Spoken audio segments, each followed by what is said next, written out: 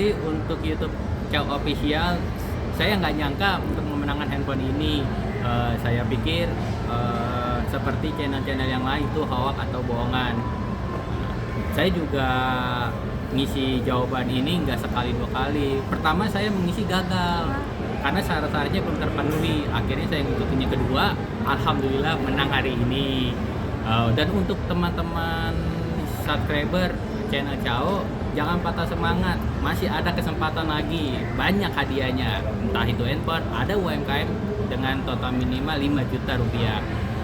Saya harap untuk rekan-rekan Cao Official terus semangat belajar ya.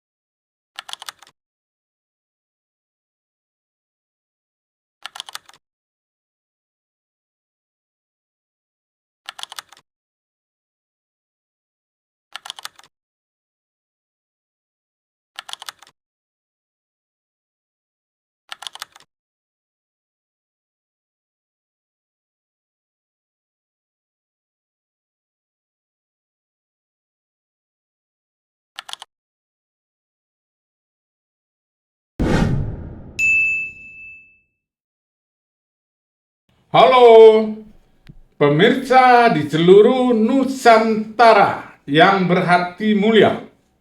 Saya Fain dari CHO menyapa. Salam bahagia, sehat dan sukses selalu. Amin. Berbagi tidak akan membuat kita kekurangan, justru ia mengajarkan kita arti kekayaan yang sesungguhnya. Di episode kali ini, kita menyapa saudara kita Bapak Sihono dengan profesi pemilik warung sembako. Mari dengar ceritanya. Berbagi sedikit kebahagiaan, tetaplah bersama kami. Kali ini kita akan membahas 4 topik. 1. Membagi rahasia ilmu fotokopi dan cetak biru pikiran sadar. 2. Bahagia. 3. Sukses. 4. Cerita pengalaman narasumber. Manusia pada dasarnya memiliki pikiran atau kesadaran 3 jenis, yaitu pikiran sadar, 2. Pikiran intuisi atau jiwa, 3. Pikiran roh. Pikiran sadar juga disebut pikiran fisik karena punya tubuh fisik, atau atau pikiran otak karena punya otak sebagai memori, atau pikiran masuk akal sudah ada fotokopi masuk akal di memori otak, atau pikiran masuk logika. Yang kedua, pikiran intuisi atau jiwa menggunakan perasaan. Yang ketiga, pikiran roh juga menggunakan perasaan. Pikiran fisik atau sadar, cara bekerjanya satu, yaitu menggunakan alat fotokopinya 5 atau panca indera, yaitu mata untuk melihat, 2, telinga untuk mendengar, 3, hidung untuk mencium, 4, mulut dan lidah untuk mengecap dan berbicara, 5, kulit untuk meraba atau merasa. Merasa atau perasaan dibagi 2 kelompok, yaitu perasaan fisik dan non-fisik. Perasaan fisik adalah salah satu alat komunikasi. Alat komunikasi 5 indera kerjanya seperti mesin fotokopi atau scan, atau meniru, atau mencontoh. Jadi dapat disimpulkan seseorang menggunakan pikiran fisik adalah seperti biorobot atau robot hidup mesin fotokopi. Bio itu artinya hidup. Apakah Bapak Sihono setuju disebut robot hidup mesin fotokopi, Pak? Setuju. Setuju. Ya. Alasannya apa, Pak? Ya, alasannya kalau kita dibilang hidup karena kita bisa merasa, bisa meraba, terus kita bisa melihatnya. Itu suatu contohnya itu aja. Kalau dibilang robot hidup. Oke, jadi Gitu. Pak Siono setuju ya? Ya, Ya kalau setuju kita lanjutkan. Setelah selesai fotokopi, proses selanjutnya adalah melakukan identifikasi, artinya memberi nama, memberi tanda atau simbol atau label.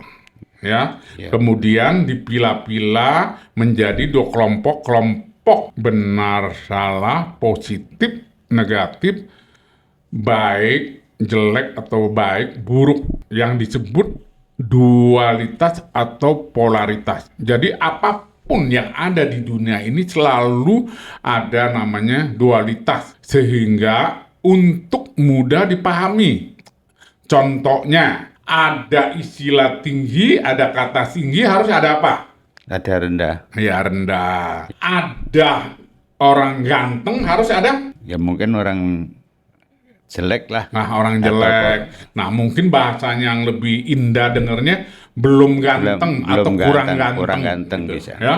Ya, Inilah salah satu contoh namanya dualitas atau polaritas, ya. ya. Setelah udah diidentifikasi dan dikelompok-kelompokkan, dipilah-pilah, baru dicetak ke dalam memori otak atau memori jiwa. Setelah dicetak, hasil dari identifikasi diberi nama atau disebut 1. Keyakinan atau kepercayaan. 2. Masuk akal atau masuk logika. 3. Iman atau beriman dalam hal beragama. 4. Disebut juga pola pikir. 5. Disebut juga paradigma. 6. Ada juga menyebutnya mindset. Pernah dengar Pak Siono? Ya, pernah Ya, mindset itu bahasa Inggris. Bahasa Inggris. Ya, dan yang ke-7 ya tuh disebut karakter. Cetak biru inilah yang akan menentukan nasib atau masa depan hidup seseorang di kemudian hari sesuai yang dicetaknya, seperti orang yang berada atau disebut kaya, orang yang belum berdaya disebut miskin. Apabila sudah dicetak biru, setiap ada informasi yang masuk akan dicek dan recheck di memori. Apabila ada yang direspon otomatis tanpa berpikir, tergantung identifikasinya, apakah itu baik atau jelek, hanya demi untuk mempertahankan fotokopi yang sudah ada dalam memori otak. Bila tidak ada, akan ditolak secara otomatis yang disebut mental block. Proses fotokopi yang selama ini dilakukan oleh orang atau seseorang, bahasa bakunya atau kerennya atau populernya atau umumnya disebut belajar. Yang berikutnya adalah pikiran intuisi atau jiwa. Cara bekerjanya adalah menggunakan perasaan yang akan timbul secara otomatis tanpa proses berpikir. Apabila seseorang yang menggunakan pikiran jiwa atau intuisi itu jenius. Menurut fisikawan Albert Einstein itu ada 3. 1. Pikiran intuitif adalah suatu karunia suci dan pikiran masuk akal adalah seorang pelayan yang setia. Kita sudah menciptakan masyarakat yang menghormati pelayan dan melupakan karunia suci. 2. Manusia diciptakan untuk menjadi jenius. Tetapi ketika kita menilai seekor ikan dari kemampuannya memanjat pohon, maka selamanya dia akan merasa bodoh. Nah inilah, jadi harus disuruh yang memang mampu dilakukan gitu loh. Betul. Ya nggak Pak? Iya, betul. Oke, yang ketiga adalah pikiran roh. Alat komunikasinya adalah perasaan, sama dengan pikiran intuisi atau jiwa. Pikiran roh sering juga disebut HN. Tahu Pak HN? HN tahu nggak Pak? HM nggak tahu. Ya belum tahu karena belum ada fotokopinya. Iya, betul. HN itu adalah singkatan dari hati nurani. Oh. Ya, Iya. gitu. Nah, orang yang menggunakan pikiran roh adalah super jenius. Jadi bukan jenius saja, super jenius. Oke, kita masuk yang kedua, itu bahagia. Bapak Sihono sekarang bahagia nggak? Bahagia. Ya, alasannya kenapa? Alasannya, 1, saya belum pernah masuk studio seperti ini. Oh, karena masuk studio jadi rasa bahagia. Rasa bahagia. Oke, yang kedua? Yang kedua kita merasa bangga karena bisa ketemu pembicara Pak Narto lah yang hebat. Oke. Gitu. Jadi itu bahagia ya. Iya. Nah, selain itu ada lagi nggak? Bukan berhubungan dengan ini, tidak berhubungan dengan studio, tidak berhubungan dengan Sunarto. Kalau berhubungan Sunarto bisa bahagia, repot. Nanti seluruh Nusantara maunya berhubungan dengan saya terus tuh Pak Siono. Iya, betul. Jadi bagaimana ini bagi-bagi bahagia? Nah, nanti saya bagi bahagia melalui kuis, ya. Iya. Kuis berhadiah itu yang membuat pemirsa seluruh Nusantara bahagia, ya. Iya. Gitu. Oke, apa yang menyebabkan Pak Sihono bahagia? Saya contoh yang lainnya ya, saya bahagianya kan karena saya juga datang ke sini Ya, dengan keadaan sehat. Ya, oke. Sebenarnya tip bahagia saya kasih yang sederhana aja, ya. Iya. Tolong Pak Sihono matanya dipejamkan. Bisa lihat apa? Nggak bisa ngelihat Oke. apa-apa. Nah, itu adalah bahagia, bisa melihat. Iya, betul. Nah, Pak Sihono bisa mendengar, bisa bernafas, bisa bicara. Itulah bahagia. Jadi bahagia itu dengan cara apa? Bersyukur, ya. Ya. Kapan Pak Sihono yang bahagia, merasa bahagia itu kapan aja? Ya semenjak kita hidup di dunia merasa bangga karena kita bisa lihat semuanya. Oke, gitu. jadi udah tahu rasa bahagia ya. Iya. Rasa bahagia adalah pertama adalah bersyukur Iya. semua anugerah yang sudah diberikan oleh Tuhan yang absolut. Iya. Nah, setiap saat kita harusnya bahagia, ya. Bukan tunggu besok, Iya. bukan kemarin. Setiap saat kita itu bahagia. Iya. Nah, apa penyebabnya tidak bahagia? Menurut Pak Siono bagaimana? Apa yang membuat Bapak tidak bahagia? Ya karena kita sakit mungkin kita Sakit, ya, membuat tidak bahagia. tidak bahagia. Apalagi? Sakit kan nggak bisa kemana-mana berarti Oke. kita kan. Terus? Yang jelas itu. Ya, oke. Jadi penyebab tidak bahagia itu sakit. Oke, kita lanjut ke sukses. Maaf, Pak Sihono sekarang udah sukses belum?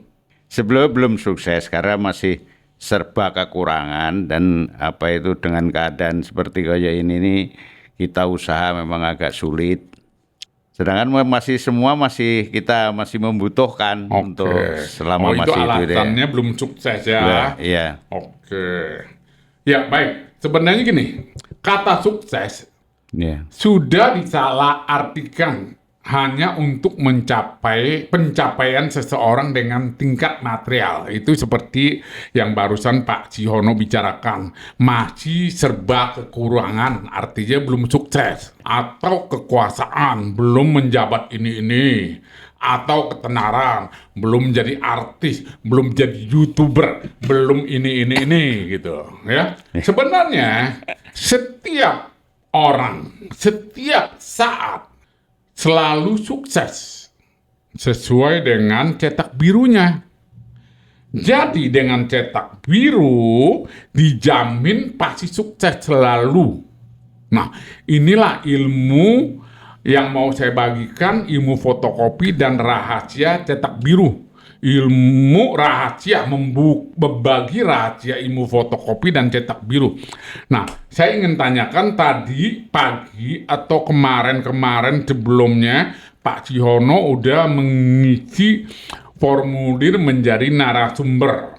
Ya, berarti punya keinginan untuk diundang ke studio untuk rekaman atau syuting. Nah, punya pikiran mau ke studio nggak? Iya, Ada. Nah, sekarang udah sampai ke studio belum? Udah Udah sampai. duduk manis, sudah menjadi narasumber, sudah berbicara dengan senyum-senyum. Itu sudah sukses. Amin. Ya toh? Iya. Coba kalau Pak Ciono nggak sampai ke sini, apa yang dialami? Berarti sakit kemungkinan besarnya. Betul. Ya toh? Iya. Nah, tadi pagi Pak Ciono sudah bangun, udah sukses belum? Alhamdulillah. Alhamdulillah, berarti masih hidup, sukses hidup, ya, sukses bangun. Nah, inilah sukses-sukses yang banyak sekali disalahpahami, ya. Jadi setiap saat semua orang mencapai sukses, tetapi memang ada keinginan yang belum tercapai, yang disebut belum sukses. Nah, sekarang saya ingin nanya nih, yang belum sukses menurut Pak Cihono, apa yang belum tercapai? Apa yang Bapak punya impian apa? Punya apa yang belum sukses? Impiannya kepengennya itu ya kita bisa punya tempat itu yang lebih layak gitu Ya, lah. lebih layak, yang sekarang belum layak. Ya, sebenarnya belum layak, orang Oke, kecil belum sempit. layak. Oke, berarti punya rumah dong, ya. Nah, Iya. kenapa belum punya rumah? Karena cetak birunya belum ada rumah. Iya. Ya dong? Karena rumah itu adalah warisan orang tua. Nah, kalau saya lihat dari formulir isian Pak Ciono, belum punya rumah. Nah, sekarang tinggal Bapak ingin punya rumah, serius? Ya, serius Pak. Bisa terwujud nggak? Ya insya Allah nanti. Insya Allah ya. Iya. Ilmunya udah dikasihkan dari depan tuh. Iya. Ilmu fotokopi dan cetak Cetak biru. biru. Nah, Iya. sekarang tinggal cetak birunya aja. Iya. Insya Allah Pak Ciono punya rumah. Oke? Amin. Amin. Nah, kita masuk topik yang keempat, yaitu cerita pengalaman narasumber.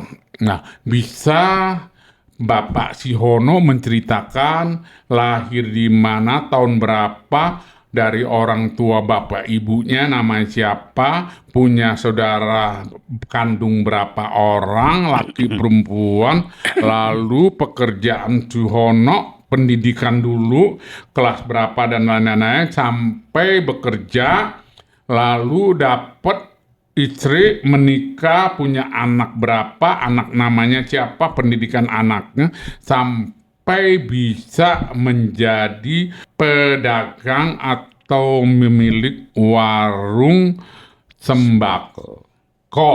Dia diceritakan kepada pemirsa seluruh Nusantara. Silakan untuk mendengarkannya. Assalamualaikum warahmatullahi wabarakatuh. Saya nama Cihono, asli dari Yogyakarta, wilayahnya itu Yogyakarta itu. Sebenarnya dari Gunung Kidul, lahirnya tahun 1958. Karena kita lahir 57, di jasa saya itu ditulisnya 58. Karena Desember waktu itu, saya lahirnya Desember 57, daerah sekarang ini 57 58 itu. Saya terakhir saya hanya sekolah dari SD karena orang tua saya tidak mampu. Orang tua saya anaknya, putranya itu ada 3.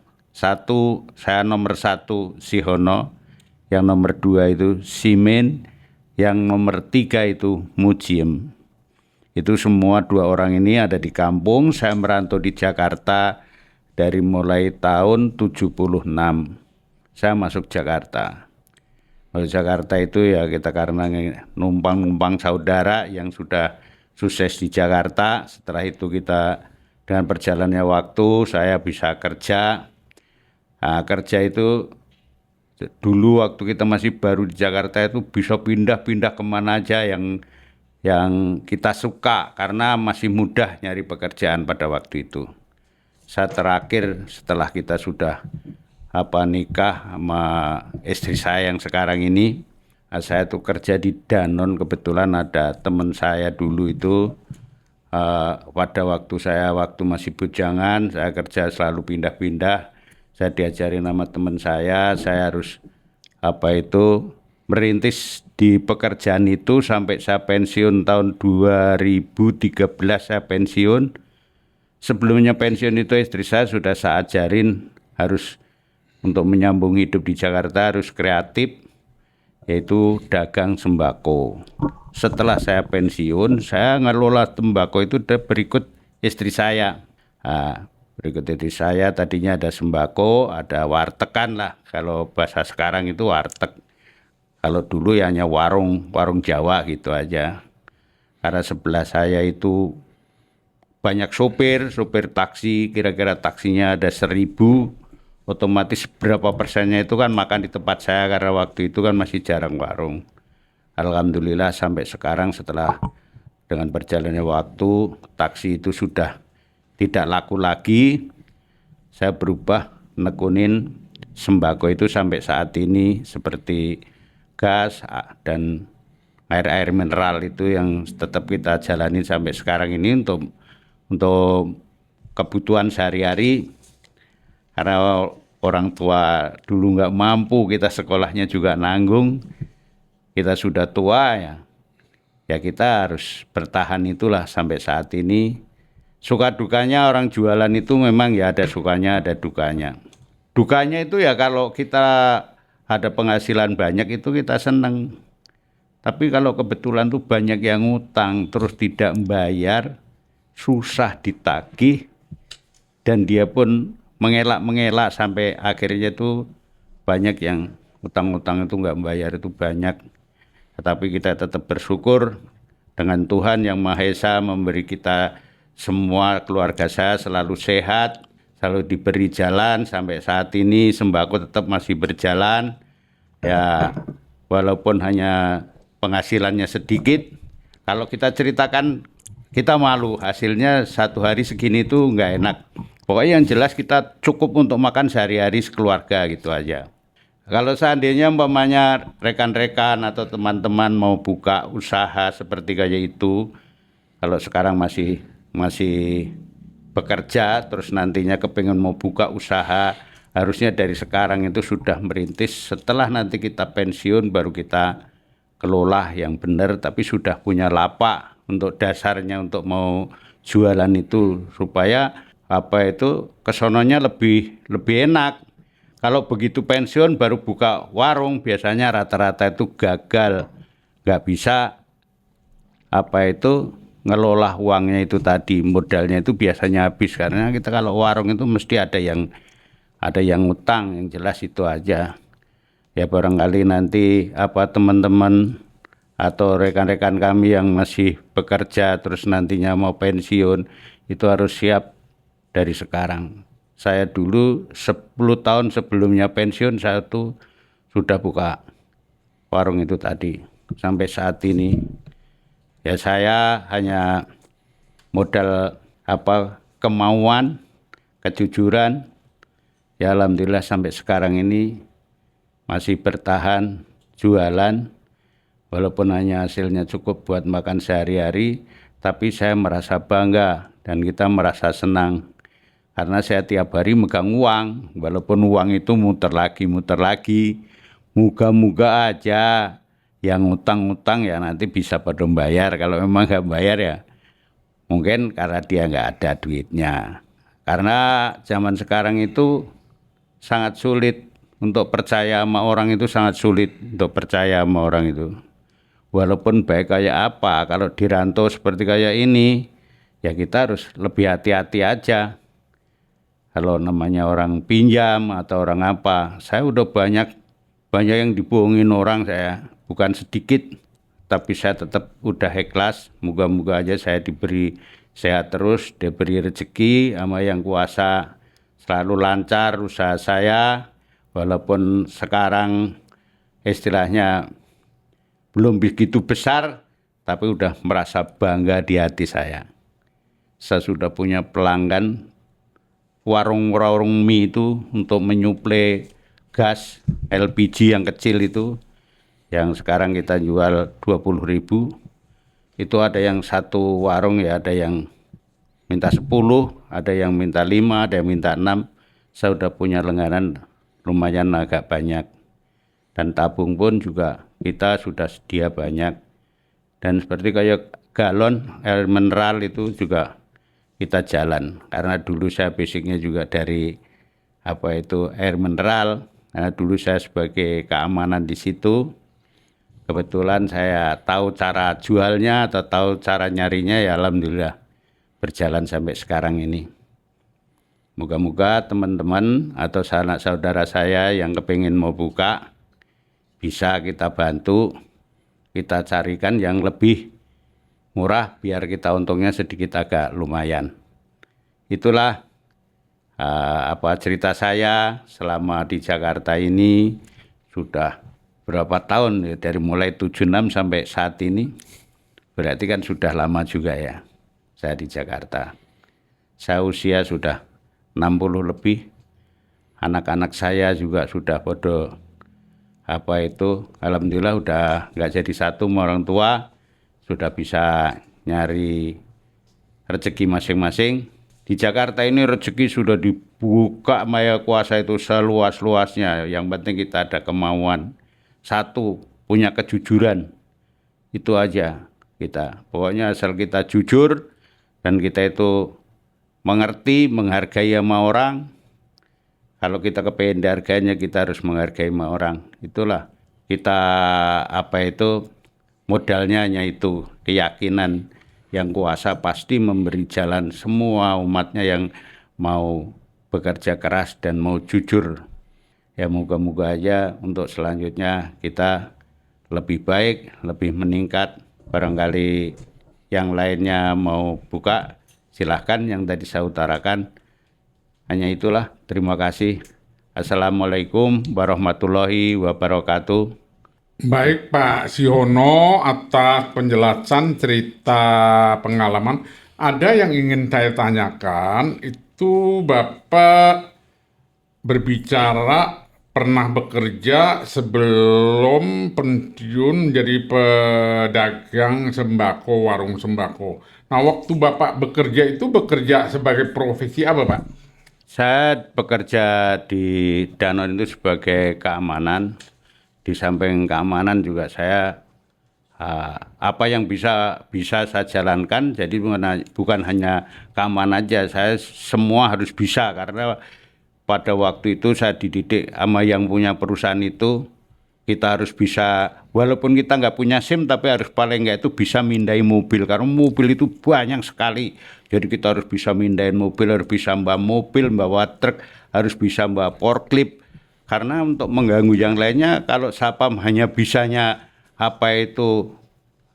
memberi contoh-contoh orang doang, cara jalannya kan sekarang itu kan jalan terus melalui perindustrian semua, tempat-tempat menghimbau orang-orang ngerokok nggak boleh sembarangan, ada area rokok sendiri. Nah itulah, jadi saya selama di situ tuh dipanggilnya itu serba bisa, saya alhamdulillah kebetulan. Jadi saya juga bisa membawa forklift, bisa membawa mobil, bisa apa aja lah.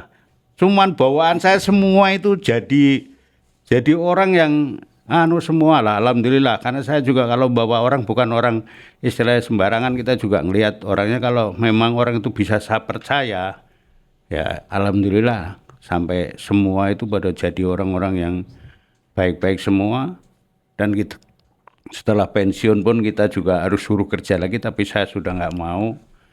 Akhirnya saya buka usaha sendiri itu tadi. Ya, bagus Pak Sihono. Setelah jelas akhirnya Bapak serba bisa lah ya. Iya. Mungkin ada satu kutipan yang sesuai Bapak, mungkin Bapak sudah terapkan ya. Apapun Bapak kerjakan yang penting bisa ya. Berarti Bapak sangat disayang oleh perusahaan ya, pemilik perusahaan karena serba bisa, ya. Berarti gajinya gede dong, Pak. Gaji itu standar aja, Oh, cuman kan standar aja.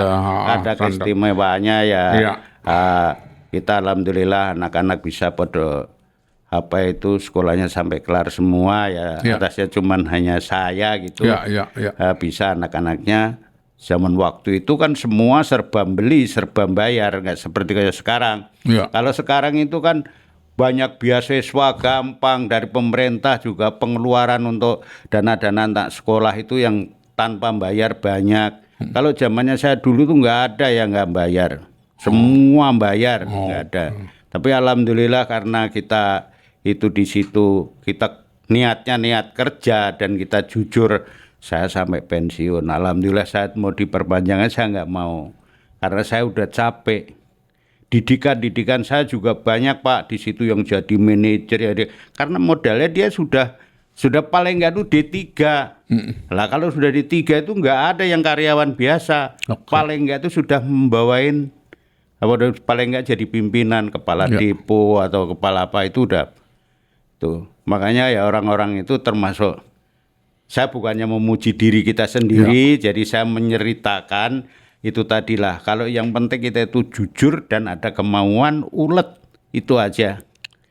Kalau kita hanya kepinginnya datang kerja, ada habis waktunya selesai pulang, nah itu kita nggak punya ilmu. Iya. Nah kita itu ya kita harus punya ilmu itu tadi, karena kita sekolahnya itu tidak tuntas karena keadaan orang tua. Jadi kita ya kita waktunya pulang kita masih sharing-sharing sama orang-orang yang ahli-ahli itu, jadi kita kan bisa menambah ilmu. Itu aja. Itu namanya fotokopi. Jadi fotokopi tidak hanya di sekolah, tapi di mana saja dan kapan saja waktunya.